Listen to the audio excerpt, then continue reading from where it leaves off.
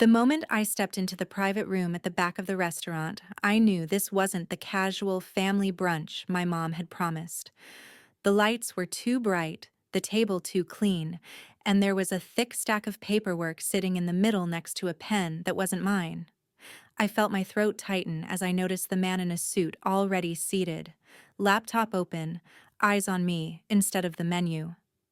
My mom smiled like this was all normal and said we just needed to talk about what is fair after my dad's death.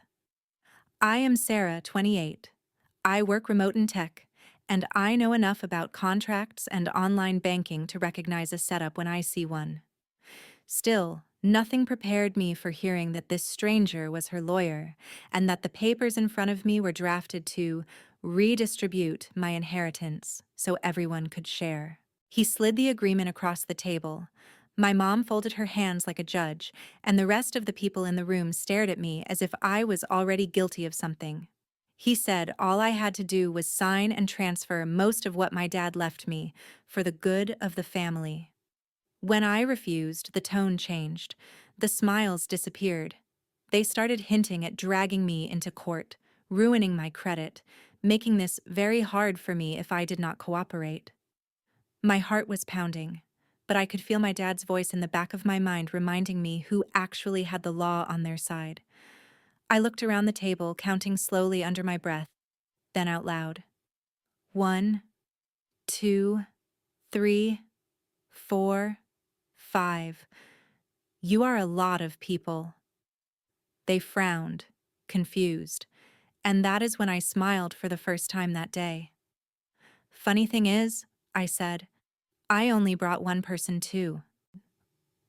If you want to know who walked in after that, and how this little family meeting turned into the worst decision my mom ever made, keep listening until the end. I was not always the girl sitting in a private room across from a lawyer, counting people like they were chess pieces.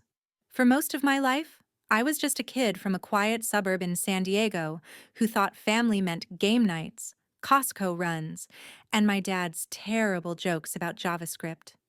My dad, Richard, was a software engineer at a small tech company. He was the kind of guy who packed leftovers for lunch and drove the same old Honda for years because it still works. My mom, Laura, hated that. She wanted the house in the gated community, the new hybrid parked in the driveway, the Instagram vacations that made everyone else jealous. When I was 15, the gap between them finally split open. I still remember the night they sat me down at the kitchen table. My dad had a stack of printed bank statements. My mom had a Pinterest board of vacation homes open on her tablet. She told me she was tired of just getting by. He told her he was tired of pretending they could afford a life they didn't have. California is a community property state, which basically meant the court looked at everything they had built together and sliced it down the middle. My mom saw it as a chance to finally upgrade her life. My dad saw it as losing half of everything he had worked for, and somehow still being responsible for alimony and child support. After the divorce, I stayed mostly with my dad in a modest condo near Carlsbad. It was nothing fancy, but I could hear the ocean if I opened my bedroom window at night. On Fridays, he would let me pick dinner from DoorDash, and we would eat tacos straight from the containers while watching Netflix on the couch. He showed me how to use budgeting apps, explained what a 401k was, and why credit scores mattered more than designer bags. While other kids' parents bragged about new cars, my dad bragged about paying off his credit card every month. My mom, on the other hand, moved up the coast to Orange County and seemed to reinvent herself overnight. She married Victor, a charming real estate agent who specialized in selling homes that looked like something out of a TV show. Suddenly, her Facebook was full of photos from backyard barbecues and wine tastings. She had 2 new kids in her life, Mia and Ethan, and they all wore matching outfits in their Christmas photos. I was technically still her daughter, but most days I felt like a guest star in the perfect family she was trying to build. Every time I scrolled past her posts, it was the same thing. So proud of my amazing family, blessed, living my best life. I was never in the pictures. She didn't call to ask how my exams went or what I wanted to do after high school. She called to tell me Mia had made varsity or Ethan had won some tournament. The only time my name came up was when she complained to my dad about money. My dad would come home from those conversations a little quieter, a little more tired, but he always bounced back by turning on some old movie and making popcorn on the stove. On weekends, we went hiking in the local canyons or drove up the coast for cheap day trips. He'd point out houses on the cliffs and say, "People get obsessed with these, but they still go to bed with the same problems as everyone else." He kept our life simple, but it felt honest. At night, when I worried that I was somehow the reason everything fell apart, he would sit at the edge of my bed and tell me, "You don't owe anyone your future just because they share your last name. Build something real, something that belongs to you." Those words sounded dramatic back then, like something a movie dad would say. I didn't know he was quietly meeting with a lawyer, updating paperwork, making sure that if anything ever happened to him, I wouldn't be at the mercy of my mother's idea of fair. I thought the worst part of my life was already behind me when the divorce was finalized and everyone moved on. I had no idea that one late-night drive on the I-5 years later would take my dad away and turn those quiet money lessons into a full-blown war over everything he left me. When you grow up with a dad who double-checks every seatbelt and reroutes around traffic just to be safe, you never think car accident is how his story ends, but that is exactly what happened. One rainy Tuesday night, he was driving back down the I-5 after staying late at the office to finish a release. A drowsy driver drifted across lanes. There was a chain reaction, and by the time the highway patrol called me, my dad was already gone. The world went silent in that way it does, when someone pulls the plug on your entire life. The funeral was small and simple, just like he would have wanted. A few coworkers from his tech company, a couple of neighbors from the condo building, and me standing there trying to breathe around the knot in my chest. My mom showed up dressed in black like a movie widow, Victor at her side, Mia and Ethan standing a little behind them like props. She cried loudly enough for everyone to hear, hugging people she had barely spoken to in years, telling anyone who would listen how heartbroken she was. I stood next to his urn, thinking, "You didn't love this man. You loved the life he could not give you." After the service, while people were still drifting toward the parking lot, a woman in a navy blazer and practical heels approached me. She introduced herself as Elena, my dad's attorney. We sat at a metal picnic table outside the church, the air thick with the smell of flowers and coffee. She explained that my dad had been very thorough, that he had updated his will more than once after the divorce, that he had been concerned about potential pressure from my mother. That was her polite way of saying he knew my mom would come for his money the second he was gone. According to the will, everything that was unquestionably his separate property after the divorce, plus the assets he'd built since, came to me. The condo in Carlsbad, his tech stocks, some Apple, some index funds, his IRA and 401k rollovers. It was not billionaire money, but it was the careful, solid wealth of a man who had spent his whole life being responsible. I should have felt guilty hearing that it all went to me. Instead, I just felt sad and weirdly proud, like he had managed to protect me even from beyond the grave.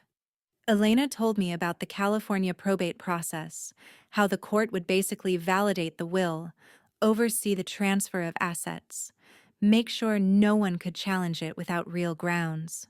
She looked me in the eye and said, "Your father was very clear, Sarah. He wanted you to have control of your future without interference." The word interference hung in the air like a storm cloud, and right on cue, my phone buzzed. It was a text from my mom, a long paragraph about how we need to talk, how your father would want you to think about the whole family, how we should handle his estate like adults. She didn't ask how I was holding up. She asked when we could discuss numbers. At first, I tried to give her the benefit of the doubt. I answered politely, said we could talk after probate was underway, mentioned that Dad had an attorney.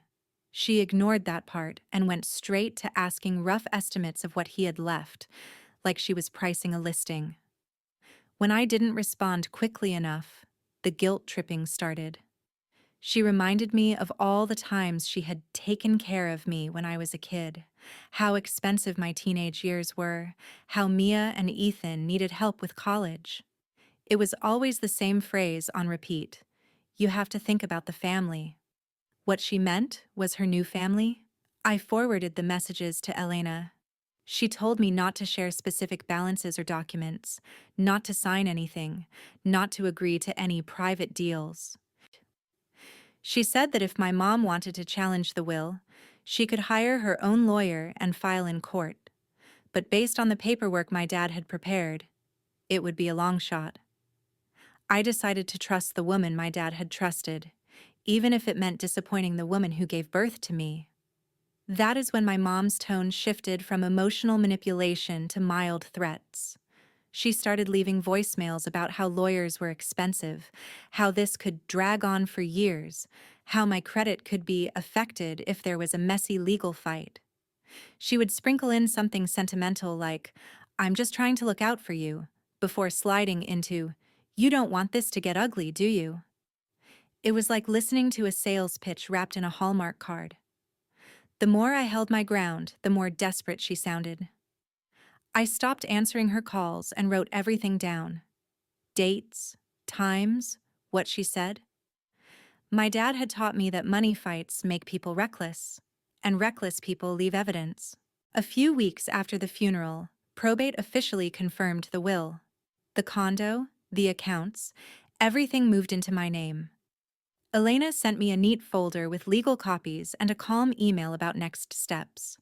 Within 24 hours, my mom emailed me too. The subject line was family meeting, and the body was full of phrases like clear the air, discuss options, and find a fair solution. She said it would just be us, a small group, nothing formal.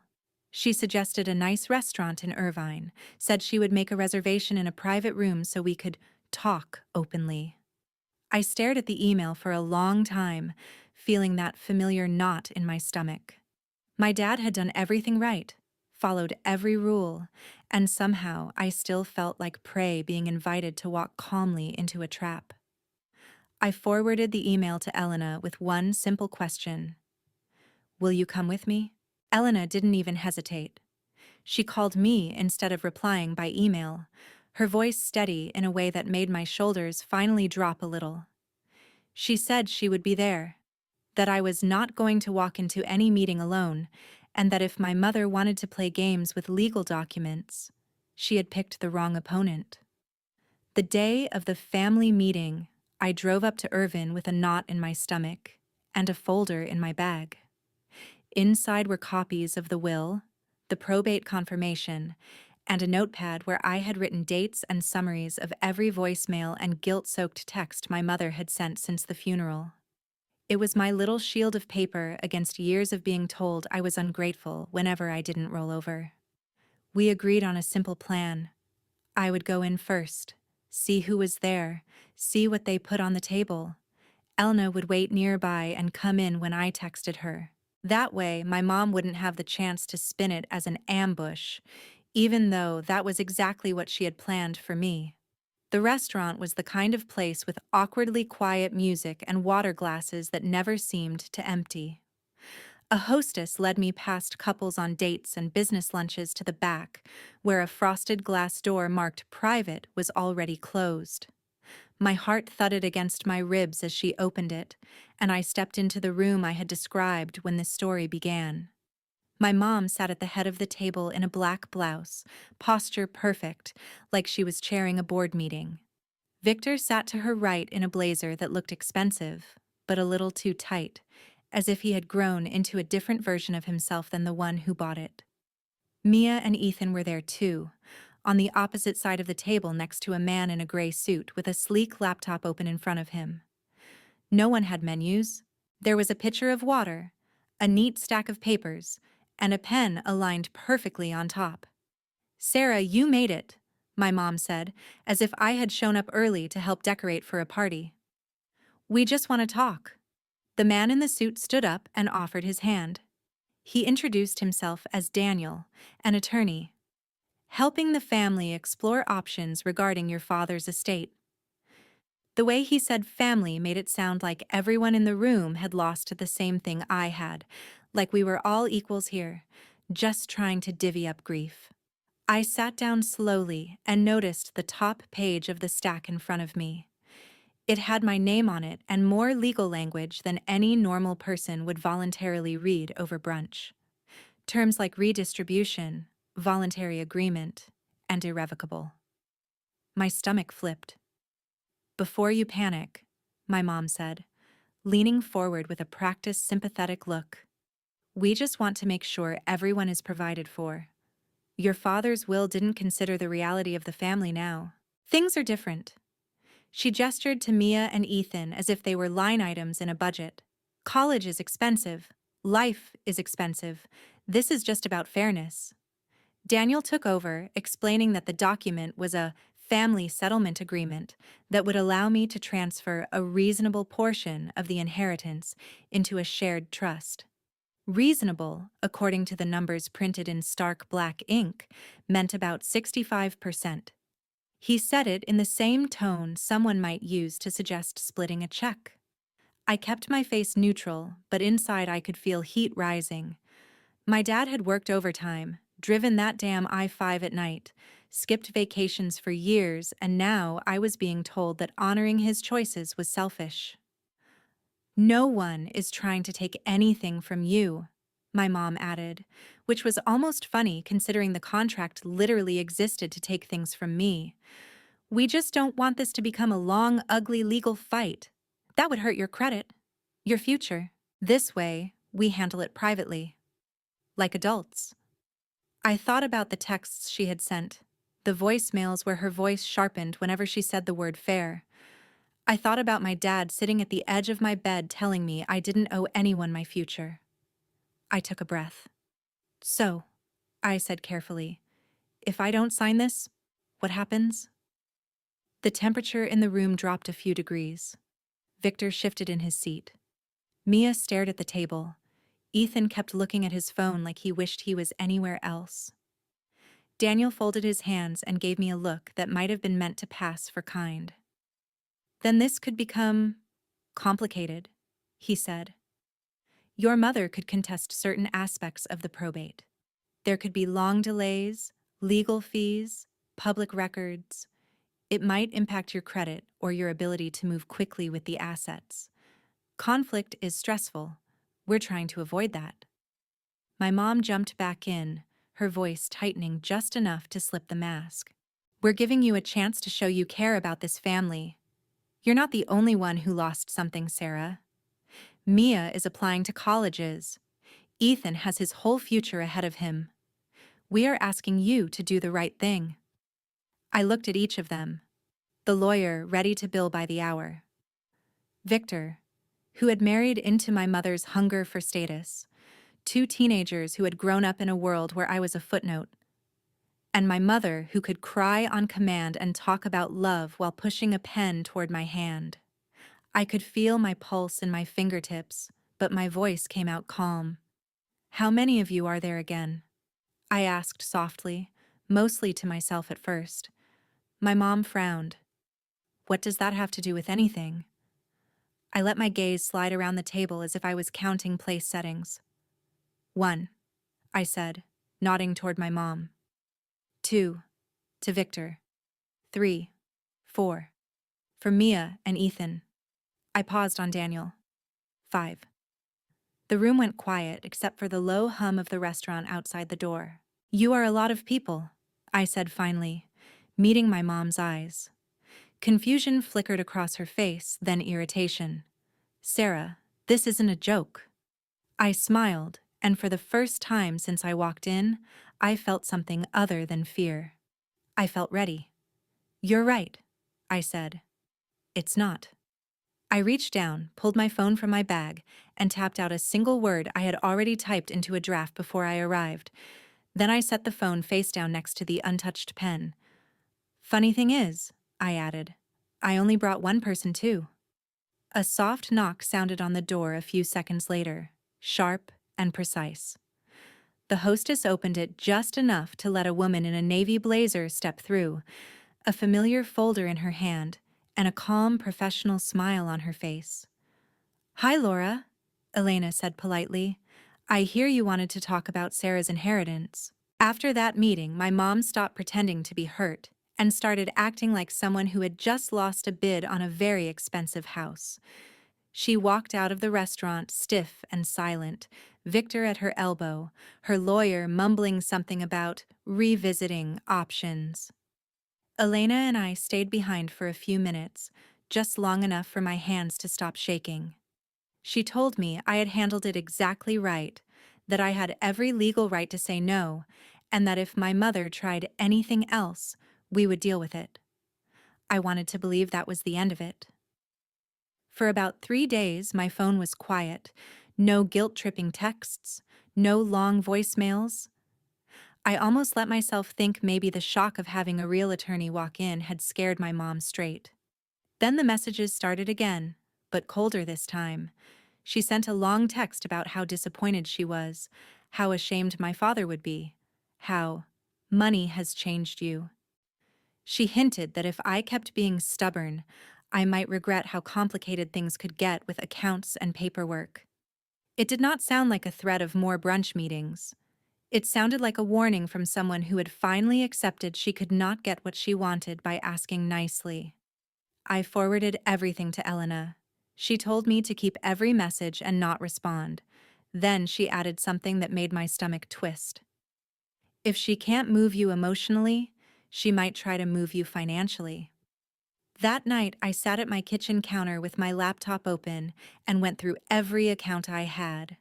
I changed passwords, turned on two-factor authentication for my bank and investment apps, checked security questions, and froze my credit with the 3 major bureaus. It was the grown-up version of barricading the door, one app notification at a time. My dad used to say, "In this country, your data is worth more than the cash in your wallet." I never really felt the weight of that until I was clicking through settings with my heart pounding, imagining my mother whispering my childhood address and first pet's name into some login screen. A few days later, I got an email that looked exactly like the kind my bank usually sent. Same logo, same colors, same subject line template. Important, action required. The only reason I hesitated before clicking was because the timing felt wrong. I had just updated my security, and the universe is rarely that on the nose. I hovered over the link instead of tapping it. The URL was close but not quite right. The kind of fake domain you only notice if you are already suspicious. My skin went cold. Someone had not just guessed my bank. They had paid attention. I called the bank directly using the number on the back of my card. They confirmed they had not sent any security emails that week, and there had been at least one failed login attempt from an unfamiliar device on one of my investment accounts. The representative helped me lock everything down even further, then told me to file a report with local law enforcement and the bank's fraud department. It felt surreal to sit in my small living room, Netflix paused on some dumb sitcom, while I explained to a detective over the phone that my own mother might be trying to fish her way into my inheritance. He suggested I also submit a complaint through the FBI's Internet Crime Complaint Center, IC3. It sounded intense, like something people did when strangers overseas stole their crypto, not when their mom lived an hour up the freeway. Still, I filled out the form, attached screenshots, emails, and the bank's notes about failed logins. Elena reviewed everything and told me I did the right thing. "If this escalates," she said, "you'll want a clear trail that shows you didn't just imagine this." The next step was protecting the one thing I had never really thought about as part of my security: my actual front door. I ordered a Ring doorbell camera and a couple of small security cameras during my lunch break one day, the way some people impulse buy shoes. They arrived 2 days later in cheerful cardboard boxes. Installing them made me feel ridiculous and empowered at the same time. I walked around the condo with my phone, checking angles, making sure every door and the area near the building's mailbox were in view. It felt dramatic until I imagined my mom leaning over my mailbox or sitting in her car out front, connecting to my building's guest Wi-Fi and pretending the internet itself owed her a cut. For a little while, nothing happened. The cameras sent me notifications when the mail carrier came or when my neighbor dragged his trash cans past my door, but that was it. I went back to my normal routine: remote work, yoga videos on YouTube, late nights scrolling on Reddit. One night, unable to sleep, I posted a long, anonymized version of my situation on our legal advice. I changed names and locations, but I told the truth about the inheritance, the pressure, the fake family meeting, the weird bank email. The comments flooded in. People told me to listen to my attorney, not to meet my mother alone, to keep everything in writing, to treat this like a crime, not a misunderstanding. A few even admitted they had gone through similar things when a parent died and money was involved. Reading those stories made me feel less crazy and more focused. I was not overreacting. I was responding. 2 weeks later, on a Tuesday afternoon, while I was in a Zoom stand-up, my phone buzzed with a ring alert. Someone was in front of my building. I glanced at the thumbnail and saw a car I recognized from years of school pickups. Victor's SUV. My chest tightened. I turned my camera off on Zoom, pretending I was having connection issues, and opened the live feed. Victor was parked at the curb, engine idling. He had his laptop open on his knees, the glow of the screen lighting up his face. A second later, another notification popped up. Motion detected near the mailboxes. The second camera showed my mom standing there, phone pressed to her ear, glancing around like she was checking if anyone was watching. My heart was pounding so hard I could hear it over the tiny audio feed. I watched my mom talk into her phone, then looked toward Victor's car. At almost the exact same time, my banking app sent a push notification. Unrecognized device attempting to access your account. It was like watching coordinates line up on a map. My mother, at my mailbox. Victor, in his car outside my building with a laptop. My account, pinging me that someone was trying to break in. I hit screen record on my phone and let it run. Later, I pulled the logs from my bank's website showing the time, IP address, and failed login attempt. The timestamps matched the ring footage down to the minute. I sent everything to Elena, the videos, the logs, the IC3 report confirmation. She didn't text back this time. She called, and her voice was sharper than I had ever heard it. "This isn't just harassment anymore," she said. "This is attempted identity theft. They're not just pushing you, they're breaking the law." The next day, with her help, I filed a formal police report and updated my complaint with the FBI's cyber unit. It felt like crossing a line I could never uncross, but I kept replaying the image of my mother at my mailbox and Victor hiding in his car like a teenager trying to steal Wi-Fi. Whatever this was, it stopped being family drama the moment they tried to put their hands on the money my father left me by pretending to be me. I had spent months feeling like I was always one step behind their schemes. Now, for the first time, I had something they couldn't spin away with tears or guilt. Hard, ugly digital proof. And that was the moment this stopped being a private war and turned into a case a judge would have to look at, with my mother and her perfect new life under the harshest light possible. I always thought courtrooms only looked like that on TV, all polished wood and heavy air, but the real one in downtown San Diego felt even heavier, like the walls themselves had seen too many people lie and break down and pretend they were sorry. I sat at the plaintiff's table next to Elena, my hands wrapped around a cup of coffee gone cold, staring at the flat screen across from the judge's bench. That was where my life was about to play in high definition. My front door, my mailbox, my inheritance, and the people who decided they deserved it more than I did. On the other side of the room, my mom sat next to Victor. Her hair done, makeup perfect, outfit carefully chosen to scream responsible citizen instead of woman who tried to get into her daughter's accounts. Their lawyer was a different guy this time, older, more polished, the kind of man who probably believed he could talk anyone into anything. Mia and Ethan were in the second row behind them, dressed like this was a school assembly. They would not be testifying, but they could not pretend they did not know why their parents were here. When the judge walked in, everyone stood. I felt my knees wobble slightly, like they were remembering that they used to belong to a kid, not someone about to listen to her own mother be described as a criminal. The prosecutor laid it out calmly.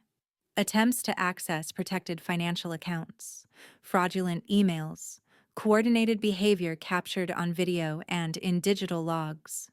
He did not use dramatic language. He just stacked facts on top of facts until there was a tower I knew my mother could never climb down from. Elena had prepared me for everything. I had seen the exhibits ahead of time, but something about watching the screen flicker on and seeing my front door from the perspective of that little camera made my stomach twist. The video showed the date, the timestamp, that dull gray afternoon. It showed my mom standing at the mailboxes with her phone pressed to her ear, glancing around like she was doing something as small as gossiping, not as big as trying to steal my name. Then the feed switched to the angle on the street. Victor, in his SUV, laptop open, the blue-white glow lighting up his face as his fingers moved on the keyboard. A fractional delay, and the prosecutor pointed out how, right at that moment, my bank logs recorded a failed login attempt from an unfamiliar device. Then they displayed the screenshot of my banking app notification, the one that had made my heart hammer while I watched the live ring feed. The timestamps lined up almost perfectly.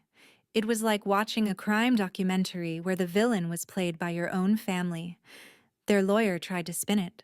He said there had been a misunderstanding, that my mother had simply been checking on paperwork, that Victor had been helping with online access, that they thought they were logging into some old joint account from the marriage.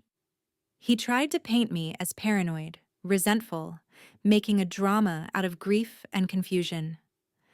I just sat there and listened, because I knew what was coming next. Elena stood up, calm and precise. She reminded the court that the will had been fully probated, that my father's accounts had been in his sole name, then mine. No joint access, no gray area.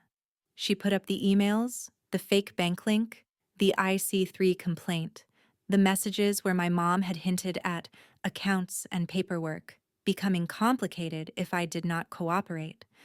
She played one of the voicemails where my mother's voice slipped just enough to show the threat under the sugar. By the time I took the stand, the story was already clear. My job was not to perform. It was just to tell the truth in the same steady way my dad would have told a bug report. I explained the family meeting, the settlement agreement they had tried to push in that private room, the pressure, the threats, the sudden appearance of phishing emails after I refused.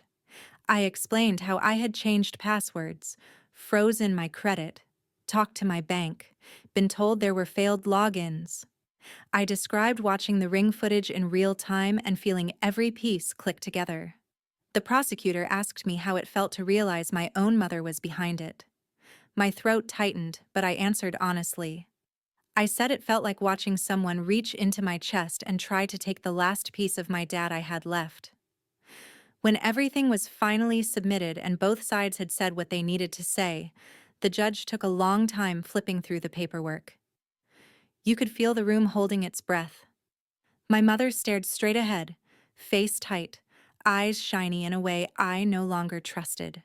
When the judge spoke, his voice was steady, almost bored, but the words hit like a hammer. He said the evidence showed clear attempts to gain unauthorized access to my accounts using deceptive methods. He talked about how using personal familiarity and prior knowledge to impersonate someone is not a family misunderstanding, it is fraud. He acknowledged that no large sums had been successfully taken, but that did not erase the intent or the effort. He found my mother and Victor guilty of charges related to attempted identity theft and fraud. He did not sentence them to some dramatic TV show prison term. Instead, he did something that, in the real world, can hurt longer. He imposed a heavy fine, tens of thousands of dollars, plus restitution for my legal costs. He put them on probation, which meant every financial move they made for years would be watched. He ordered them to complete a program on financial crimes, and then he granted the restraining order Elena had requested, barring them from contacting me directly or indirectly for 5 years, barred from coming near my home or workplace or messing with anything tied to my name. He also noted Victor's real estate license and referred the case to the licensing board. I saw the exact moment Victor understood what that meant. His shoulders sagged like someone had just taken a key piece off the board. No license, no luxury listings, no easy commissions to fund the lifestyle my mother had curated online. What really surprised me was not the legal part. It was the silence after. When we stepped out into the hallway, there were no dramatic screams or thrown punches. My mom did not chase me down to beg. She just stood there, staring at a spot on the floor, her carefully arranged life crumbling in ways she could not fix with a filter or a caption. For years, she had posted about being blessed. Now, she avoided everyone's eyes like she finally understood that blessings are not something you steal from your own child. I walked past her without stopping, not to be cruel, but because there was nothing left to say that the judgment had not already said better. For the first time since my dad died, I felt like the ground under my feet belonged to me again. Not to my mother's version of family, not to her hunger for fairness, but to the girl my dad had raised to understand that real value is something you protect, even when the person trying to take it shares your last name. In the weeks after the verdict, my life did not magically transform into some glossy after picture. But for the first time in a long time, the silence in my condo felt like peace instead of loneliness. I woke up without checking my phone in a panic, half expecting some new threat or guilt-soaked voicemail. The only notifications I saw were the usual: Slack pings from work, emails from my manager about a new sprint, reminders from my budgeting app. My accounts were safe. My doorbell camera showed nothing more dramatic than Amazon packages and my neighbor walking his dog. It was strange how normal safety looked once you finally had it back. With the legal mess behind me, Elena helped me sit down and go through everything my dad had left, not as targets on a map, but as tools for a real future. We shifted some of his carefully chosen tech stocks into broad index funds, set up an emergency fund, and created a plan for my retirement that would have made him proud. Instead of feeling guilty every time I opened my banking app, I started to feel capable. Like I was not just holding on to what he gave me, but actually growing it. I kept my job in tech, working remote from the same condo we had once shared. Some mornings I would sit at the small dining table with my laptop, coffee from the drive-through Starbucks down the street, and look toward the empty chair where he used to sit with his own mug and a stack of printed code. It hurt, but in a clean way, like a scar that had finally healed over. Therapy helped with the rest. I found a counselor who specialized in grief and family trauma, someone who did not flinch when I said, "My mom tried to steal my inheritance," out loud. We talked about boundaries, about how family is supposed to protect you, not burn you for parts, about how I could carry my dad's memory without carrying every bad decision my mother made. Slowly, the knot in my chest loosened. I realized I had spent years trying to earn a place in a version of family that had never really included me. Losing that fantasy hurt less than I thought it would. It was like waking up from a dream where you were always the extra chair at the table. I started showing up in different places instead. A local yoga studio where no one knew anything about my last name, just that I always grabbed a mat by the window. A community meetup for women in tech who traded stories about bad code and worse bosses, but also about supporting each other's careers and goals. Online, I drifted away from doom scrolling and towards communities that actually helped people. I messaged a moderator on our personal finance and asked how I could give back without oversharing. Together, we cleaned up my old anonymous post on our legal advice and turned it into a cautionary tale.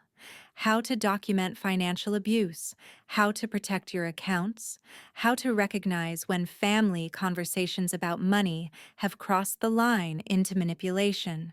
With part of the restitution and a portion of my inheritance, I made a donation to an organization that supports victims of identity theft. It felt right that some of the money my mom tried to steal ended up helping people whose lives had been ripped apart by the same kind of crime. I did not blast it on social media. I just kept the confirmation email in a folder labeled, "Dad would like this." As for my mom, the consequences the judge handed down did exactly what they were supposed to. The fines and legal fees forced her to sell the big house she used to brag about online. Victor's license issues meant fewer deals, less income, fewer posts about closing another dream home. Their Instagram feed slowed, then shifted from champagne and sunsets to vague quotes about starting over and learning who really has your back. None of those posts had my name on them. The restraining order kept them out of my inbox and away from my front door. Mia and Ethan did not reach out, and I did not go looking for them. Maybe one day, when they are older and sift through the pieces on their own, they will see what really happened. Maybe they will hate me for it, or maybe they will quietly understand. Either way, that choice belongs to them, not to me. People sometimes say, "But she's still your mother," like biology is some kind of moral shield. What I learned is that shared DNA does not give anyone the right to your future. Love is proven in how people protect you when it is inconvenient, not in how loudly they say family when money is on the table. My dad's real inheritance was not the condo or the accounts. It was the spreadsheet he taught me how to read, the credit score he told me to guard, the idea that integrity matters even when no one is watching. It was the courage to walk into a room full of people who wanted to take everything and say no. If you have never been through a family fight over money, I hope you never do. But if you are sitting there right now with a knot in your stomach, watching someone you love try to twist your loyalty into leverage, I want you to hear this clearly. You are not selfish for protecting what is yours. You are not cruel for setting boundaries. You are not a bad daughter or son for refusing to be scammed by someone who happens to share your last name. In a world where so much of our life is tied to passwords, accounts, and paper trails, the most important thing you own is your ability to say, "No, this stops here." My mom tricked me into a family meeting, and she walked away thinking she could threaten me into handing over my inheritance. What she did not count on was that my dad had already given me something worth more than every dollar she chased. The knowledge that real family protects your future, they do not try to steal it.